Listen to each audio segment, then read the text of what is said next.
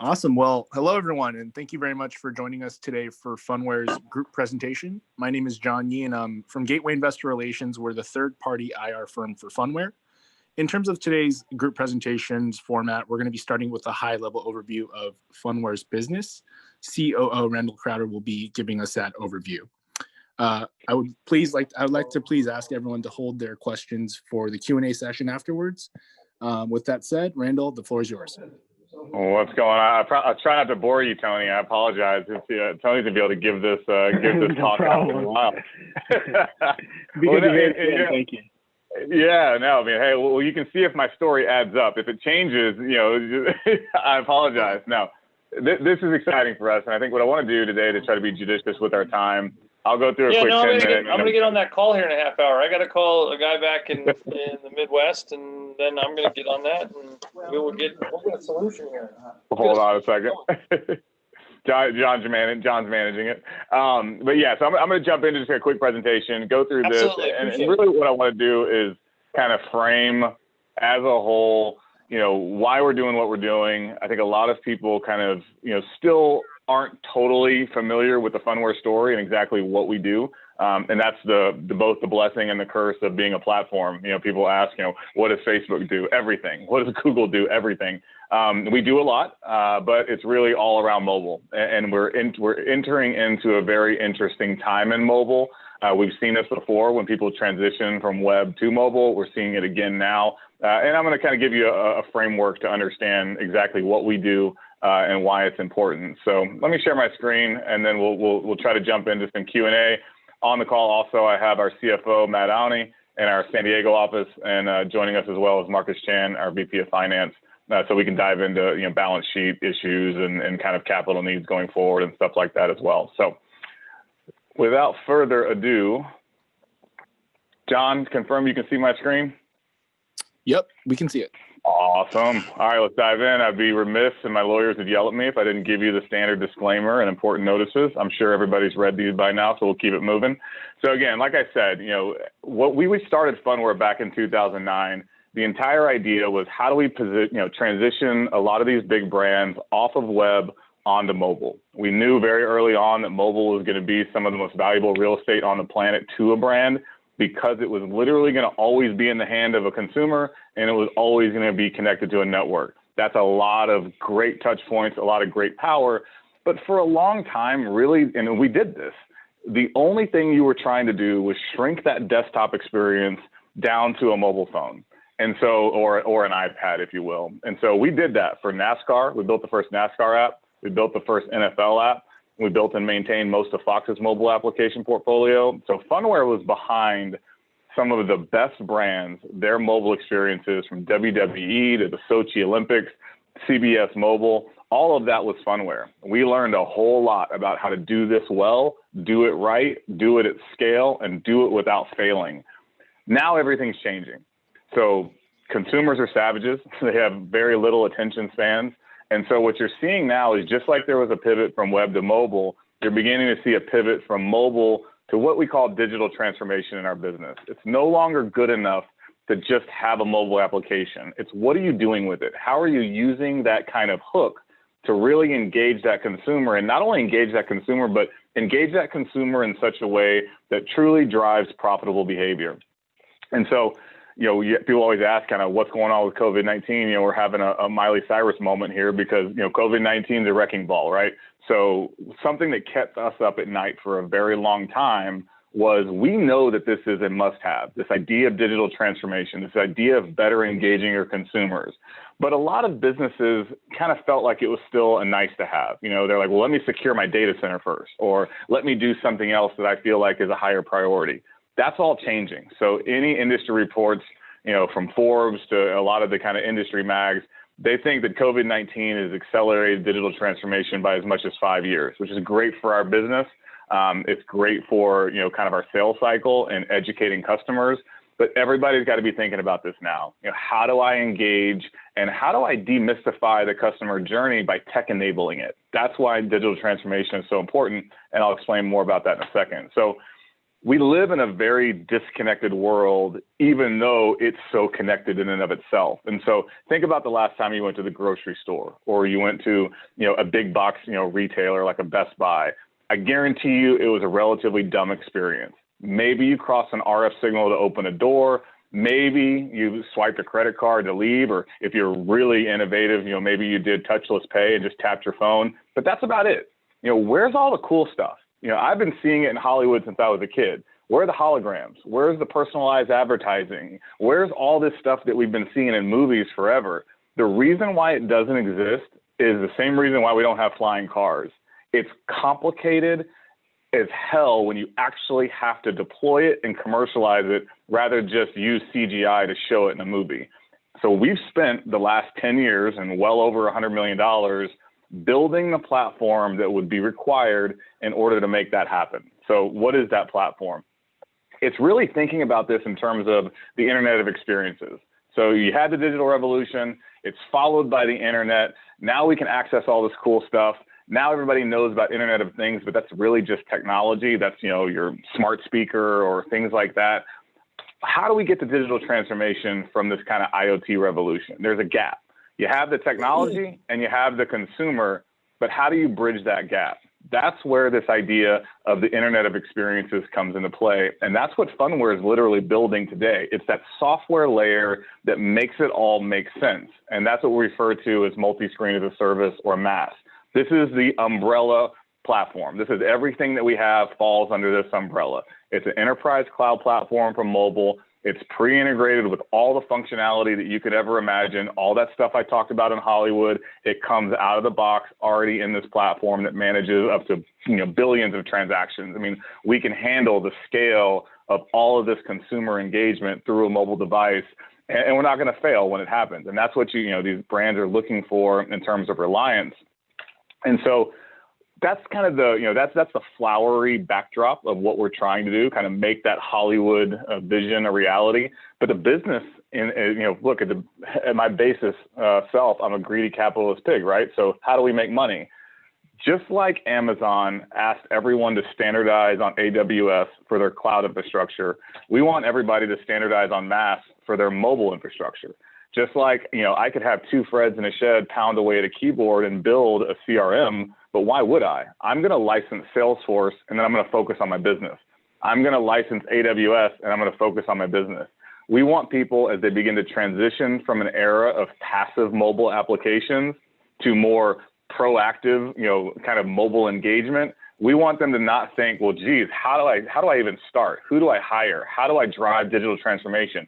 We'll take care of all that for you out of the box. License our platform, and then you focus on running your business. We'll tech enable that journey. Doesn't matter if it's a tech enabled patient experience for a hospital. Doesn't matter if it's a tech enabled shopper experience for retail. All of it works out of the box. That's the beauty of a platform. And so the way we work with customers really comes in two flavors. So on the right, you have, software development kits or SDKs, application program interfaces or APIs. Those are all kind of productized features and functionalities that you can license directly from us. So if you look at one of our most recent press releases, we work with Baptist Health South Florida. They had somebody working on their mobile platform for them, but they knew that we had some of the best location software in the world. And I say it is the best, not even one of the best, and I'll put it up against anybody. So we doubled our coverage. So we now cover about 6 million square feet of their healthcare facilities to drive that tech-enabled patient experience. It's over $1 million contract value. I'll take that business all day long. It's higher margin. We're licensing our software that we put a lot of time and energy into building. They take it, run with it. If I could put that software into every single building or venue that wants to be a smart building or venue and better engage their customers, we're a Fortune 100 company at that point. There's so much square footage of building that needs this kind of functionality. But, a lot of people don't know what they don't know. They don't have an engineering team. They don't have an understanding of what a digital strategy would be. And so we offer also industry-specific solutions that work right out of the box. And so, again, we have these products that you can pull off the shelf, or we can deliver the entire thing for you through these existing solutions, and we optimize them by industry vertical. The way this looks in terms of pricing, again, you're always, basic, before you do anything with us, you're licensing the platform. We don't even talk to you until you do that. But, there's a services component on top of that. That's not really services. What we're talking about there is kind of integrations. So take this basic example and think of like a hospital again. You really don't know what you don't know, but you want to, in our business, it's called a digital front door. You want a healthcare mobile application to tech-enable your health experience, and you just want to integrate with your EHR, so like an Epic or Cerner. Easy. We'll give you our base digital front door. We'll give you one integration. You call that $500,000 to $750,000, 1 to 5 year contract, depending on what you want to do. Easy. Usually the gating item is probably the approvals from Google or Apple for the App Store. So where an app dev shop would go code from scratch, we have a modular application framework. We can spin these out rapidly, and that's important when I get to my conversation about how do we scale through a channel. Middle of the road, though, for us is probably more like $1 million to $1.5 million deployment. These are going to be a longer term deployment. These are people that really understand kind of embracing this idea of digital transformation. If you Google Norfolk Southern, that's a good example. They wanted a smart workplace solution. So they're building a world-class new headquarters in Atlanta.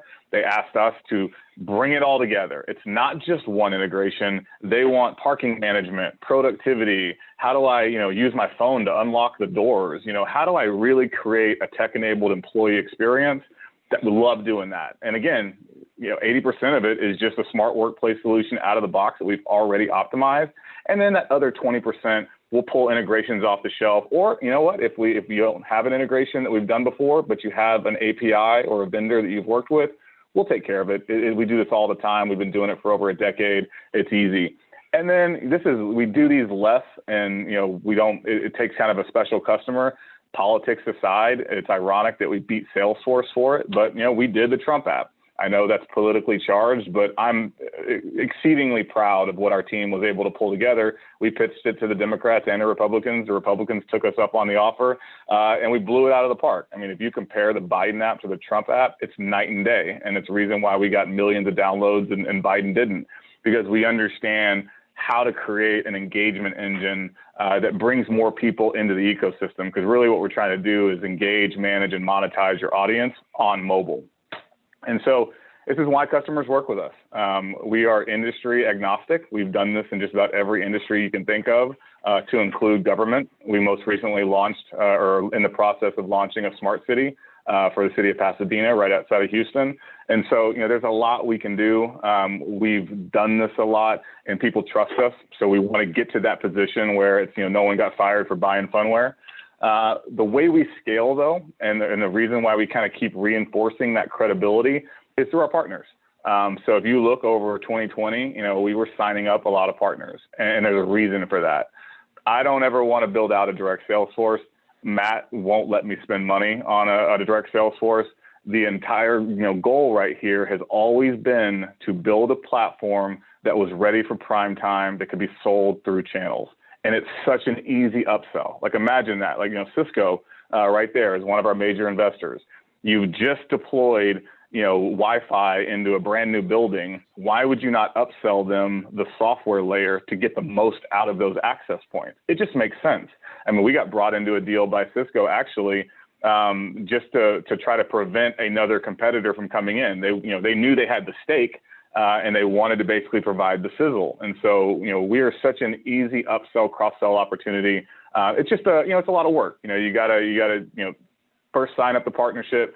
You got to do a couple webinars. You got to educate them. You want to get on their price book, and then you want to train their staff to be selling. So we just hired our VP of Channel Partnerships in November. Really excited about her taking a lot of the work that we've done over 2020 and really getting these business relationships in place. But we're one. I had a call a couple hours ago, and they were like, "You're just one domino from falling, and then it's off to the races." And that's an important thing to think about. This has been mindful. Alan set the strategy in play years ago, and we've been executing to that strategy. So I'll address an elephant in the room. People will say, well, it looks like your revenue is declining. I hear what you're saying, but it's not the full story. We could have been like every other venture-backed company and not chase revenue and just diluted the heck out of our shareholders and kept raising money. We could have raised $200 million easy. As a private company, we raised over 100. Every single round was up and to the right. We could have raised 200, but instead we did, the unthinkable. We went and got customers. We learned from our customers. We got revenue. We had our customers pay for our platform. But again, remember, that was developing NASCAR, NFL, WWE. Those are great from a brand perspective, but Wall Street doesn't care. It's not scalable. It's not repeatable. So it's lower margin, non-recurring revenue, but it's great to plow that back into R&D. And that's exactly what we did. But we always knew we were playing the long game. We were playing to use that revenue to invest in a platform that would then be ready to scale. And so when you drop that, red box off, which is not anything that was ever going to be part of the plan, Alan's been talking about this since, for years now, you see we're actually trending in the right direction. That blue box represents our mass subscription and services revenue. It's 90% of our net revenues. And so we're heading in the right direction. Again, those margins that were kind of 50% blended, when we had Fox, right when we, finally transition off of that business. Now we're seeing higher margin, recurring, longer contracts, bigger contract value, and we're heading in the right direction. Like everybody else, we got hit a little bit with COVID, but I'm just really proud of the team for what we accomplished, through the last year. We reinforced a lot of those partnerships. We drove operational efficiency. We see, our gross margins continue to increase, and we're tracking towards this year, trying to get to, break even on an operating cash basis, and then quickly followed by adjusted EBITDA. And so I'll wrap this up in a second here and get off my soapbox, but this is an interesting slide for me, and it breaks my heart, but it also gets me excited. So we haven't been valued this low since like 2011 or 2012. I mean, it was one of our first rounds of private financing. And so it's absurd for people who have been in this business for as long as we have and been working together to think that this is the entry point. And so for existing shareholders and for people with skin in the game, like myself and Matt and Alan, it's like, God, the market does not realize how valuable this platform we have truly is. On the flip side, when I'm talking to somebody net new, I'm like, good for you. Like, what an amazing opportunity to get in on the ground level. And basically, you're a time traveler. You're now getting in, 8 years ago. And I think we're much better off as a company now than we were then.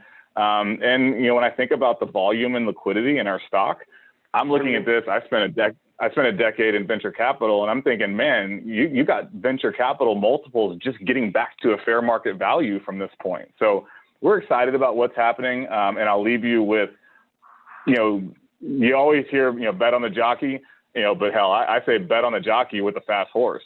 We've got the horse, we've got the product market fit, but this team is world class. I've known Alan for over a decade. The entire, kind of Section 16 staff has known each other on average over 9 years.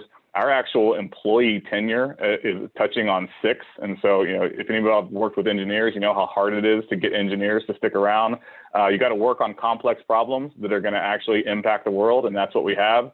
We just added Blythe Masters, from JP Morgan fame and the credit default swap fame to the board last year. And she's now our chairperson.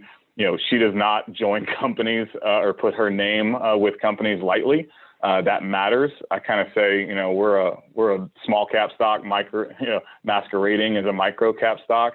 And it's a great opportunity to kind of learn the Phunware story, understand what we're doing, and really get in on the ground level for where we're going. So, let me stop there. I got a lot more that we can go in a lot of different directions, but I want to, keep this, kind of open and, keep it to be a dialogue. So any questions that have come into John or any questions that anybody has, just fire them away and we'll go from there.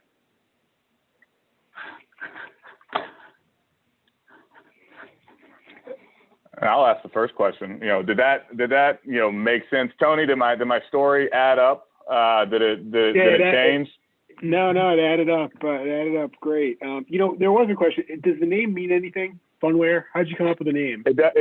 It does. It's a play off what you would think, FUN. So, Phunware, in a whole, remember when we got started, it was media and entertainment, there's sports. It's like the people who are really, engaging. So it's, basically mobile applications that exhibit game-like mechanics. And so that's a huge thing. We see it in such a negative way. Like you think about, some of the things that came out about Facebook, how do you trigger those endorphins? How do you get people coming back to it? It is what it is. That's the name of the game. So, Phunware is that same psychology around how do I make this really engaging? And it's why the Fox app is so engaging. It's why we built the WWE platform. It's why, we're very good at building the Trump campaigns app. It is that understanding of gamification, not just as a buzzword, but as really owning that customer journey from start to finish. And we do that better than anybody. Hey, Randall, I had a question from someone offline. They asked, what is your current go-to-market strategy and how do you intend to gain new business? Great question. So that's going to be, it's all about channel, right? So I'll be honest, and I'll give you a little, an anecdote, and then I'll go back to kind of the go-to-market. I keep having these conversations, and it's when I talk about dominoes falling. So imagine that same thing with like a Norfolk Southern, but now imagine it's with, a different company that has a global footprint. So call it Dell or Siemens or Johnson Controls or, HID, these companies that do business in buildings all over the world, whether it's through smart lighting, Wi-Fi, or, temperature controls, you name it. And so if we're now talking to them and they're the kind of C-level or leadership team about a smart workplace solution for them, and then they kind of scratch their head and they go, wow, we're spending, 7 figures on this. It looks awesome. We've spent all this time on it. Hey, do you think we could white label this and sell it to our customers? Yes, please do. Yes, absolutely. That's why it's designed that way. And so, that's kind of what we want to see is that, build it once for somebody and then run it through, their distribution. Or, again, what we're doing in parallel to that is just educating our channel partners. So we have kind of 4 flavors of channel partners: hardware vendors. So like I already kind of mentioned with like a Cisco with Wi-Fi, or like think about HID with all their access control systems, or an Acuity with smart lighting. Those are all great upsell opportunities for us. They should be selling it through their channel. Software vendors, system integrators, and carriers. And the system integrator one is interesting because they're both a channel and probably the most likely competitor. People always ask like, who else is doing this? And we're not, they're not going to give you the silly, entrepreneur answer. Nobody is a competitor, but our biggest competitor is really probably like an Accenture. It's, we're dealing with like a Fortune, call it 500 brand. They don't want to get fired. They don't want to get it wrong. They don't know what they don't know.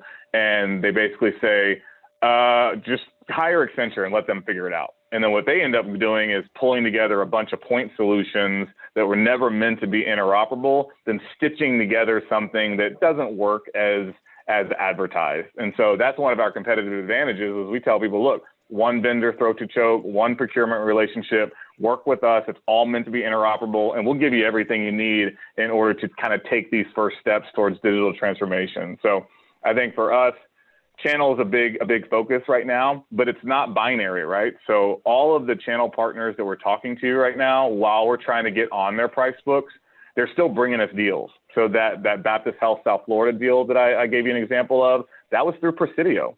Presidio, that's their customer. And they said, look, you guys are doing this, but time out. For you to do location software well, you need to talk to Phunware.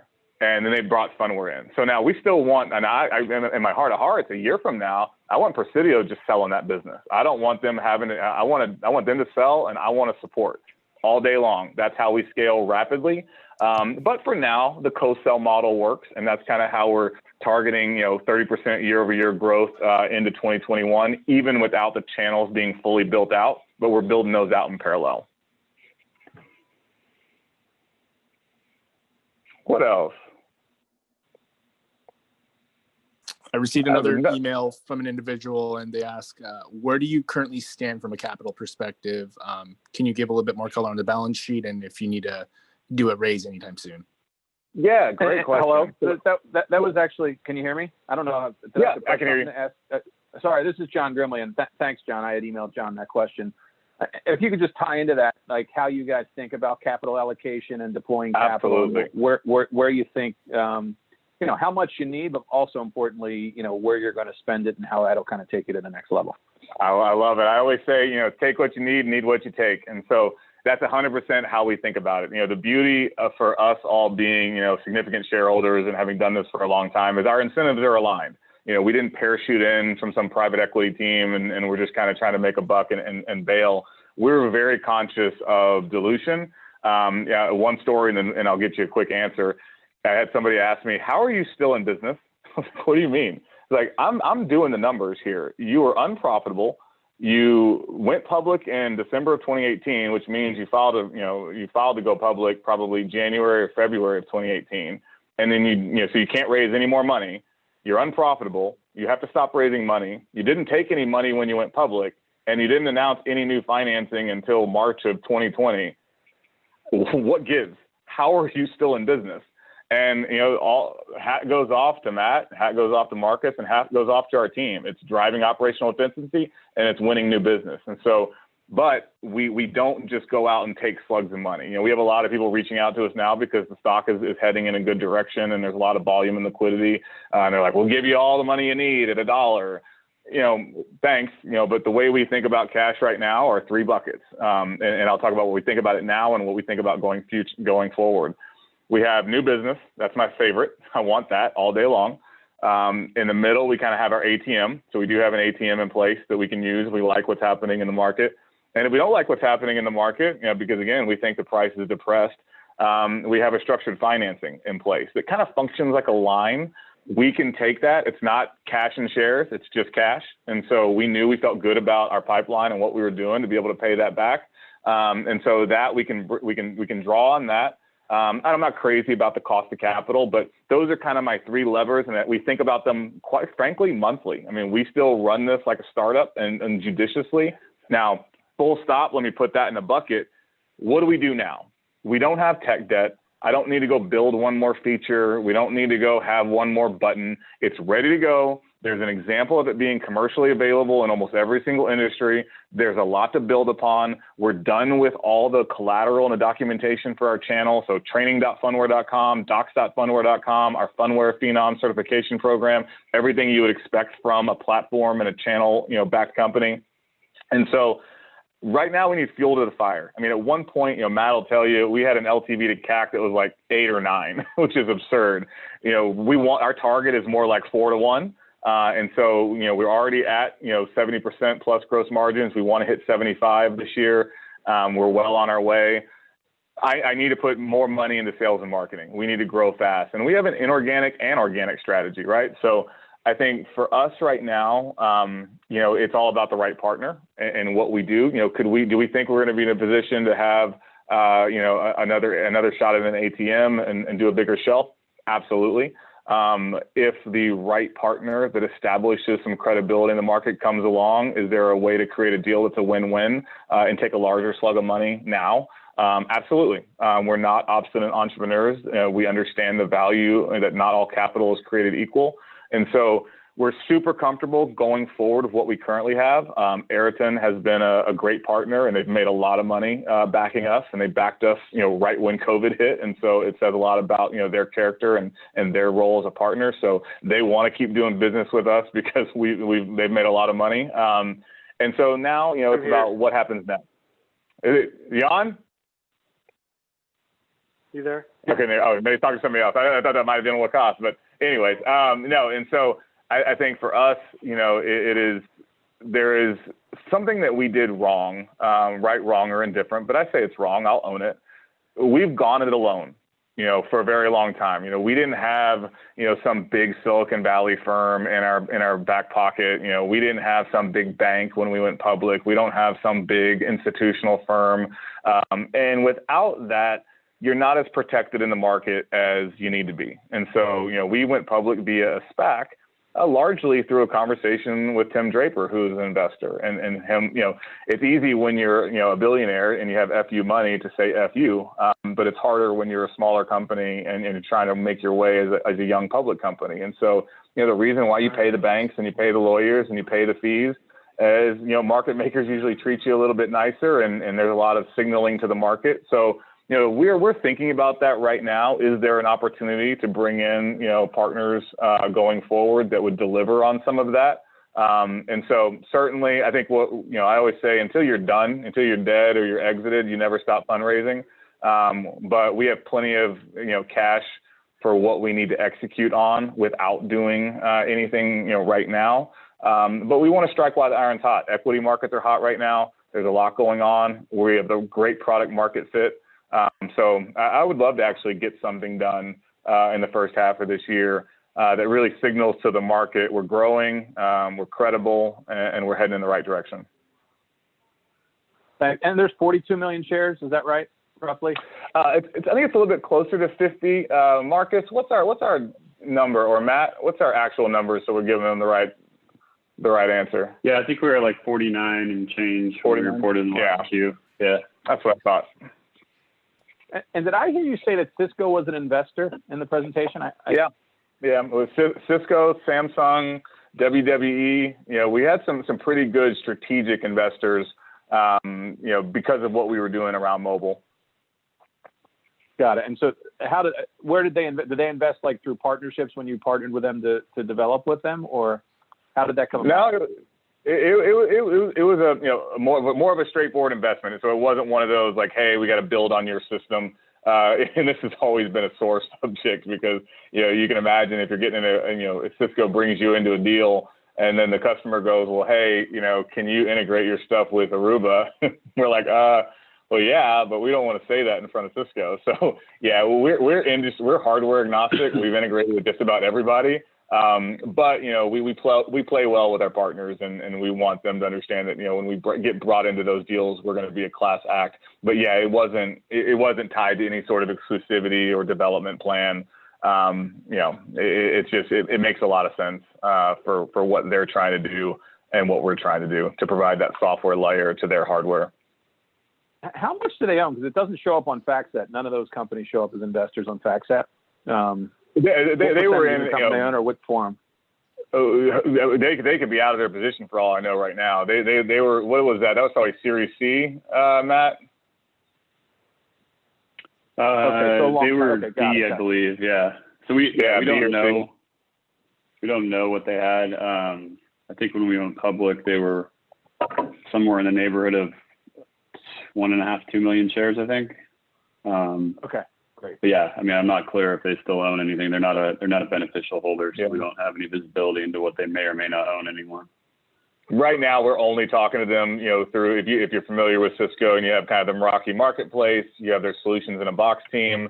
So everything is a warm relationship because of the history, but still a business relationship. Great. Thanks. No, of course, it's a great question.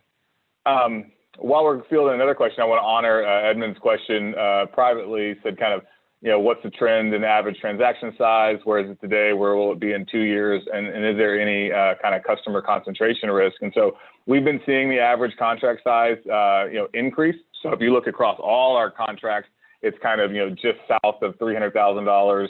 And then, call it 1.5 years, but that's not really indicative of where we are, especially in 2020. The average, so we can do a lot of smaller deals. And so that gets kind of wrapped up into the end, right, when you're thinking of your sample set. And so, we can, help somebody with digitizing their maps for, 20 grand, 30 grand, 50 grand. We have an application transactions business that does some things around, how do you, market and do data enriched media. But when you think about us deploying either, location-based services software, which is probably, the most interesting thing off the shelf, or a mobile application portfolio, that's going to be that kind of $500,000 for a basic, call it $1 million to $1.5 million for, that middle kind of plus vertical. And I think, so that's kind of how you got to frame our deal size and where it's headed going forward. Our down the fairway deal size is low 7 figures for sure. And we're seeing that now, even when you take the stuff off the shelf, like with Baptist Health South Florida, we didn't have to build out their application. We have a higher margin opportunity with them. They're just licensing our location tech. And boom, you have a $1 million contract value, north of $1 million contract value, and it's just tied to kind of square footage. And so you start thinking, doing the numbers, square footage for every building, Just like, once upon a time you had to lay fiber, then all of a sudden you had to have, Wi-Fi or now 5G. As people begin to do that inside buildings with Wi-Fi or Bluetooth or beacons, or you have even like HID, they have Bluefi, kind of something right in the middle. They're all looking for selling points on top of that. And just so, one thing I do want to frame here, because this is also kind of customer education, sales cycle, but also value prop. There's still a maturation process happening right now. So on the flip side, I think it's a great opportunity to get at a lower entry point. You think about Amazon, I think everybody on this probably call, unless you're really smart, could have accumulated Amazon between $600 and $100 for a decade. And, nobody was paying attention to them. They were a flat line for 10 years. And then all of a sudden, now it's what, 3,200? And that's what happens when you're building a platform. It's the old, Steve Jobs adage, you don't go out as a surfer and, just paddle all over a bay. You study the topography, you figure out the break, you paddle out, you wait and you let the wave catch you. We're catching that wave right now. And so as these buildings begin to outfit all of this technology so that you can have contextually aware engagements using your phone as the access point, talking to Wi-Fi or Bluetooth or whatever kind of location technology you've installed, smart lighting, that software layer is going to be important because that's how you connect the two. But customers don't know what they don't know. We do Atlantis in the Bahamas. I don't know if any of y'all have ever been there, but they have an amazing restaurant. And so we went in there thinking like all they really wanted was they didn't want people to get lost. How do I navigate this resort? How do I navigate the island? Cool, we can do that. But there's so much more we can do for you. And they're like, well, what do you mean? What else could you possibly do for us? Like, tell us what's going on. Like, how do you drive profitability? And they're like, well, that's not really relevant to this conversation. We just need people to not get lost on the island. We're like, just humor me. So they have a restaurant and they can't turn tables fast enough to make enough money or profit off of those tables. It's the best restaurant, in the resort, great ambiance. Nobody wants to leave. Now you can't retrofit it and turn it into a McDonald's or a fast food experience and make it so uncomfortable that people leave. You don't want to do that. That's counterintuitive to a luxury resort. So what we do is we say, actually, we can help. Using this mobile device, we'll assess your dwell time. And because we know who you are and what's around you, if you have kids, we'll tell you after 65 minutes of sitting there, hey, next 30 minutes, there's free ice cream or free dessert for the kids in the lobby. Or if you don't have kids, we'll say it's, the next hour, it's buy one, get one drinks. We'll give you some sort of digital carrot to take an action to do something else. We can do the same thing in retail. You're walking down an aisle and all of a sudden, you get an alert on your phone that says, hey, Edmund, for 10% off your entire cart today, will you watch this video on why we think this product on the end of aisle 16 is perfect for you? Like, shit, I'm here. All right, I'll watch it. Now you're watching a 30-second video. Like, what have we done there? We've introduced infomercial-like capability at a point of sale when you're most likely to make a profitable decision. So a lot of these things are just educating the customer about how much more powerful this mobile device can be. But the only way this is powerful is if you have that platform to make sense of it all. How do you marry data and opportunity so that you're curating all that information in the virtual world and you're serving it up in the real world at a time and place of the customer's choosing? Does that make sense? What other questions? And no customer concentration risk. We want to keep that relatively low. And so we do, and this is I would say a bad thing as well. We probably it's a Walmart problem. I would say 2 years ago, even though I was certainly still trying to build channels. It's kind of like, when you finally get the deal with Walmart and it bankrupts your company because you have no idea about your real supply chain or your inventory requirements, and it kills the company. Could we have delivered the promise of Phunware 2 years ago? I would have challenged my engineers like hell. They probably would have hated me for it. And maybe we could have kind of, patched it together to kind of do it in a one-off, but it wouldn't have been genuine. Heading into 2020, we were finally ready for prime time. So we call it our modular application framework, but our ability to take that base layer platform and be able to spin up a mobile application on iOS and Android in weeks, not months or years. I don't know that anybody can really do it with the level of functionality that we can. And so that you have to be able to do that at scale in order to support a channel. And so right now, I think we're finally ready for that. It's just a matter of executing now. So I'm excited about it. It's been a long time coming. But, 2 years ago, we probably couldn't have delivered on it. What other questions? And John, you be our time clock. I want to make sure I'm not, belaboring any points or, not addressing any questions, but also want to get people back to their day in a timely manner. Yeah, certainly. That one. Looking out maybe 3 to 5 years, what's success in your mind? What kind of numbers do you think you could be doing on revenues? What does profitability look like? Where do you see this thing in 5 years? Whew. Man, it's a loaded question because we haven't provided, real guidance. Well, I'm not saying you have to give, specific numbers, but the company's small right now. It's a small market cap, like you said. It's way below, other fundraising rounds. So, what's success in your mind? So let me approach it this way, because I think, people right now would look at it like, a home run. If everybody on this call goes out and buys a position and then, I won't even put a time to it, but turns around and we're a $300 million company. And be like, all right, this is a good investment. I'm glad I listened to that guy, Randall. I like that guy. But we're looking at it like $300 million. That's what we went public at. Like, we were that. Like, if you were looking at us, like, you didn't know anything about us, we didn't merge with a SPAC, and we were just raising a typical venture round, and we had, the revenue profile and the platform opportunity, and we had what we had now, we would raise at north of a $300 million valuation. It's just what we did, and it's what we could have easily done. And so through a lot of noise, we're lower now. And so it's easy for me to say, like, how fast, if anybody on this call is familiar with them, look at the chart for Veritone. So Veritone was trading at $1.22 in March. Through, and it raised a bunch of money, which was a signal to the market. I want to do that.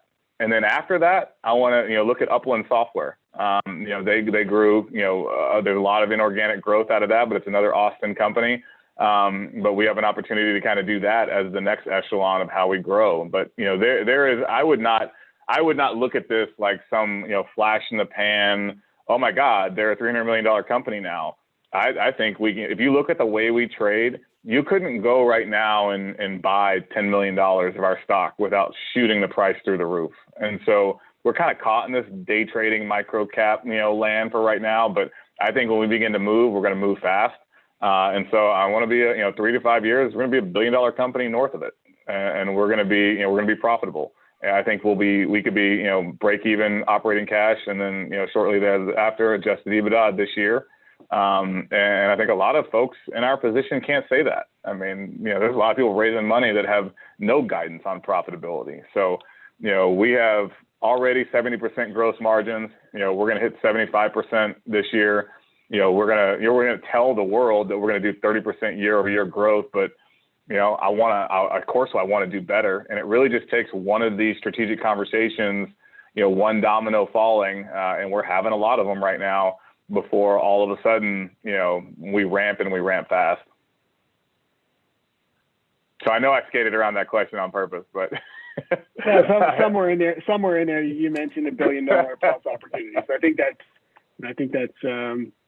look at trading multiples. I mean, just think about where we are in that last slide that I showed. I mean, our trading multiples are silly right now, and it's just saying, look, we are a SaaS company. We have a platform that was designed for scale that everybody can standardize on. We have multi-year contracts.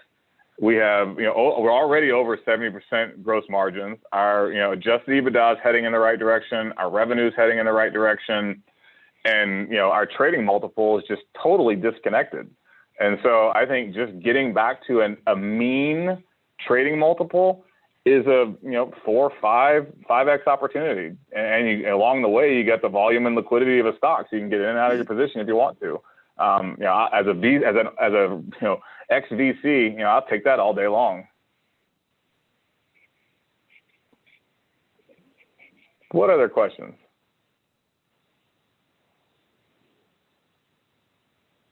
All right. And I will say, as we wrap here, talk to John. I would love to do one-on-one, follow-ups. I know sometimes the group setting doesn't make a lot of sense, for the kind of Q&A.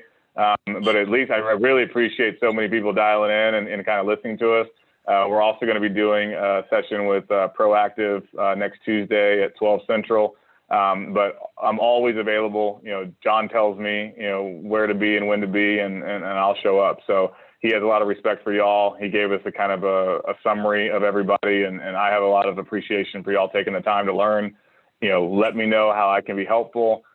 John will follow up with some email instructions, and then I'll follow up that with basically, think of it like a primer. I'll give you kind of some links and some information you can digest at your own leisure. But I hope that you kind of see why we're so excited about what we're doing, and why, it's the right company, right time, product market fit is there, and everything's trending in the right direction right now. So we're excited to be talking to you.